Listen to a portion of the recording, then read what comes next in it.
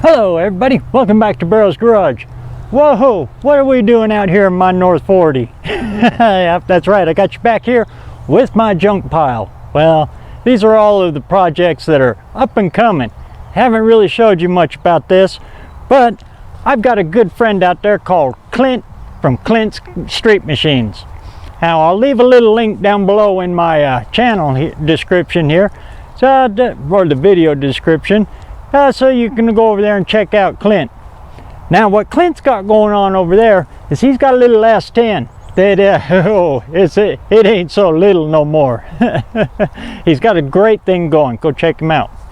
But the project that he's working on is going to take him quite a bit of time because it's a wild build. Well, the premises of that build is he pulled the chassis out of that little square body S10. Everybody knows them. They're from the 80s, you know, the square ones. Not unlike that little Blazer I got right there. Yeah, I got one too, but that one's a four-wheel drive, which brings me to this video I got for you today. The S10 chassis. Clint's got a little chassis that needs a home, and I call them the golden chassis. Now, as you've seen on all my other videos, I am a die-hard rat rodder. Now, when it comes to rat rodding, chassis swaps fall right into that. And the S10 is what we call the golden chassis because it fits on so many other vehicles. You just pull the body off and you stick one of these old classics here down on top of the S10, the little Chevy S10. Now, what I'm getting to here though is the S10 is not all the same. They come in two varieties. Number one, the four-wheel drive. Number two, the two-wheel drive. Well, that's pretty self-explanatory, but they are completely different. But both of those are superior for chassis swapping than any of the others, and it depends on what you're working with. And I'll show you exactly what I mean right here. Let's take a look. Okay, first things first, we got to look at the chassis itself. And again, I'm going to show you on my Blazer here. Now, four-wheel drive, you'll notice on the four-wheel drive S10s, they've got these kind of wheels on them. Very reminiscent of a front-wheel drive car. The offset is way out here.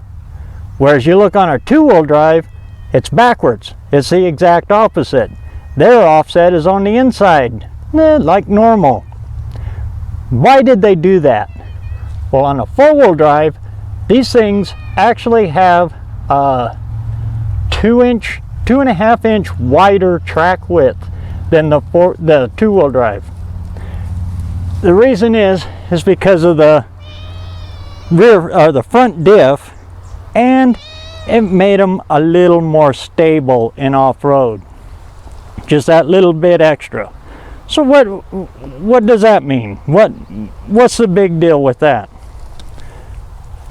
Well, on a two-wheel drive, you look for these guys. What is this?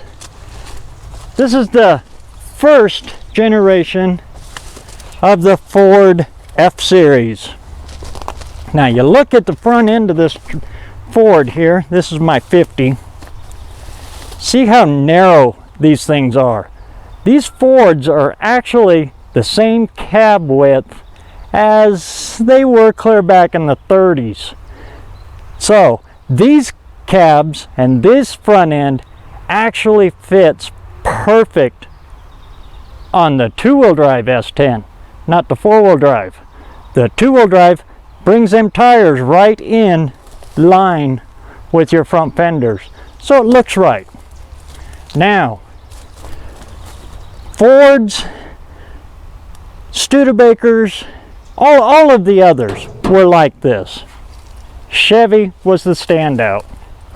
Now, if you're doing a Series 1 Chevy, like I got over here, not this one, this is a Series 1, 2, 3, this is a Series 3. This is my 66 Chevy. Here's a Dodge. This is a 57 Dodge. You can see, very narrow. This truck right here This is the newer style Dodge with the wraparound windshield. This one, either or. You can run either the two-wheel drive S10 or the four-wheel drive S10 chassis with these ones. You can see here where I got the headlight bucket out of this one. The front tires, you want as close to center of headlight as you can possibly get them to keep everything tucked inside. That way you don't have to cut the fenders or nothing like that. It moves everything inside. It makes it all nice and free opening. But here we go with the big old Chevys, the first series Chevys. This is my 53. You can see they are wide, and in fact Chevy was the first ones to do it. You can actually get 3 guys in the cab of a Chevy.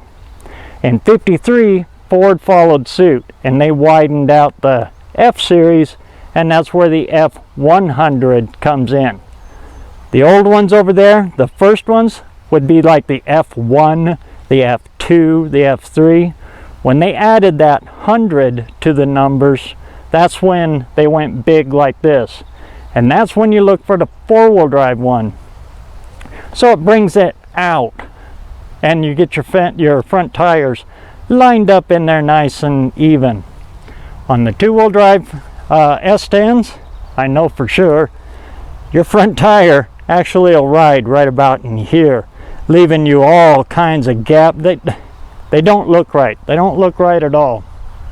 So if you're doing that S10 swap on a Series 1 Chevy, actually look for the four-wheel drive. Like I said, Dodge is a little, yeah, either way on that one. Now, if you want to run a two-wheel drive, but you want the four-wheel drive in the S10, it's real simple. All you got to do is drop the diff out. Let's see if I can probably stick my hand in a mass of hornets here. You can kind of see it in there, but all you got to do is drop that front diff out, because this front end will run with or without it. And one of the advantages of the S10, and all of you Mopar guys will know exactly what I'm talking about, it's a torsion barred front end, just like the Mopars, but they run parallel. So those torsion bars are up and out of the way a lot easier than on a Mopar, which means adjustable ride height up front. So that's what you look for in that. The Blazers, then the Jimmys. This happens to be a GMC, but same thing as an S10 Blazer. They just call these a Jimmy because GMC made them. If you're doing a car, you want these ones. These have what's called a roll down chassis. See back here on the frame rails? On the Blazers and the Jimmys like this one, the frame rail comes up and rolls down and back down like that, and the gas tank's back there in the back. That makes this frame rail setup perfect for a car. On a pickup, they don't dog back down like this.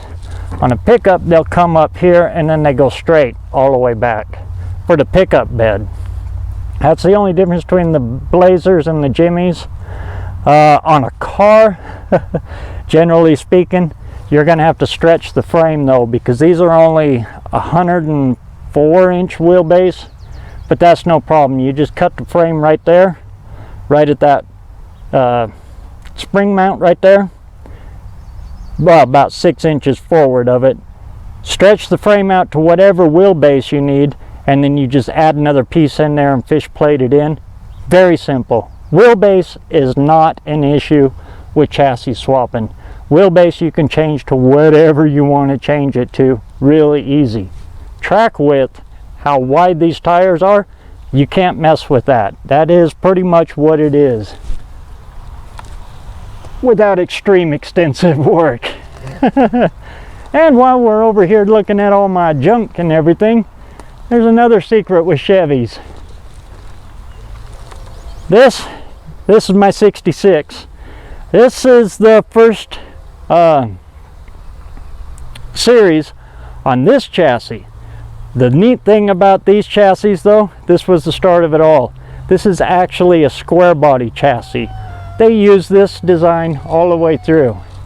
Here's my series 4.5. The next series up, that's a 69 cab. You can see the chassis on it that it's sitting on right there. This one was clear full of mice. I had to lift the cab off, strip the cab out, and it's been sitting here for the past 3 years now, airing it out because it was nasty in there. But we'll get over here, get past these saplings. If you're familiar with the square body chassis, you'll notice exactly what I'm looking at here. This 69 chassis and that 66 chassis over there, identical. The cab mounts are almost the exact same thing. What I'm getting at, if you got a square body, you got one of these cabs, or you got one of those 66s over there, they bolt right on. The absolute easiest chassis swap you can do. Anyway, here's the frame for a 48 Ford F3. And if you look down the frame rails,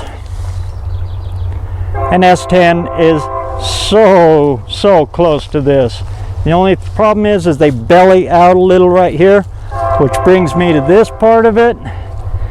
One of the little modifications you got to do to these cabs to get it on an S10. You see this cab overhang right here where it cuts down? There's nothing in here. This is just filler. You got to cut these cabs back over to about here to stick them on the S10. Other than that, everything fits.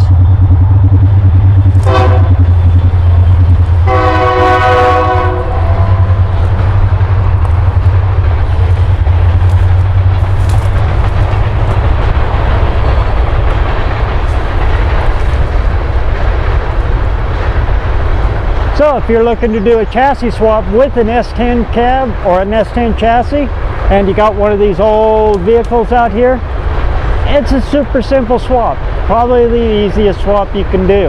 And you look for, like I said, that's why you look for the 4-wheel drive or the 2-wheel drive. But don't let the 4-wheel drive fool you. You don't have to run the front diff if you want to make it a 2-wheel drive. It pops right out. Super simple. And another thing that Clint brought up, yes, they do make a kit. They make a kit for the 2-wheel drive one for that Series 1 Chevy over there. But I'll tell you right now, if you use that kit on an S10 frame, guys like me who know this stuff, we're going to spot you from about 2 miles away. Once you've seen what that looks like, you can't unsee it. The front tires are always scooched in, and well, people don't shorten or lengthen the frame to make it fit a little better. The goal with the chassis swap is to make it look like the factory did it. And with a little time and a little effort, you can too. And the price of the kit, if you have a good welder and a plasma cutter, you just waste your money with the kit. A lot of the stuff you're going to be cutting off of the chassis, the body mounts, you'll find that you reuse them. All you got to do is just move them a little bit to make the holes match up, and you weld them right back onto the frame. I've done plenty of these swaps, and hands down, it's the easiest swap you can possibly do. In fact, if you've done one, I'll pretty much guarantee you that your next one you'll be able to do in about 2 days. In 2 days you'll have the cab set, the chassis rolling, ready to drop the motor in. It is that simple. Anyway, I hope that helps out there, and yeah, you can see there's a lineup of some of my projects. This is about half of them that I've got waiting in the wings for the next time around when I can finally get out there and get that metal hot. Well, I'll catch you on the next one. And in the meantime, go check out Clint and the big tar S10. We'll catch you on the next one.